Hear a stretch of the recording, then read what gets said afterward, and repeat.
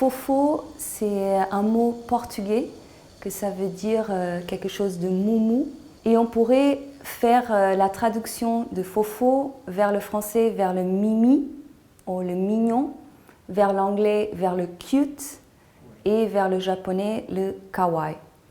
Donc c'est une réflexion sur cette esthétique et comment elle entraîne des relations entre les gens et comment elle crée un type de société.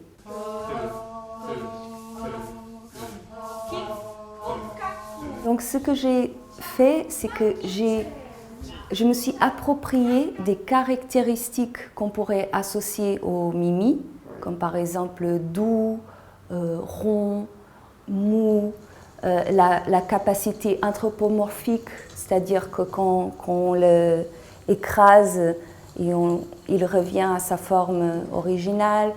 Mais ensuite, je me suis plus approprié le type de relation que ça peut entraîner les objets mimi face à quelqu'un qui est spectateur de ces objets ou utilisateur. Je parle beaucoup d'idées d'un corps adolescent, que c'est un corps qui est dans une position intermédiaire entre l'enfance et l'âge adulte. Et c'est un moment où souvent on n'a pas une très bonne idée de qu'est-ce qu'on va faire dans le futur.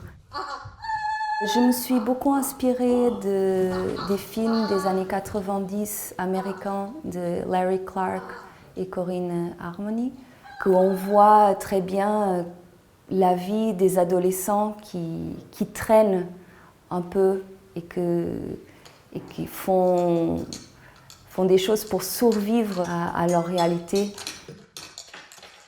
Dans la pièce Fofo, on essaye de donner à voir toutes ces petites choses qui parfois nous paraissent de l'ordre de la utilité. Et le travail de son est surtout important pour moi pour presque faire parler les objets, faire parler ces matières qu'on ne donne pas assez d'intention.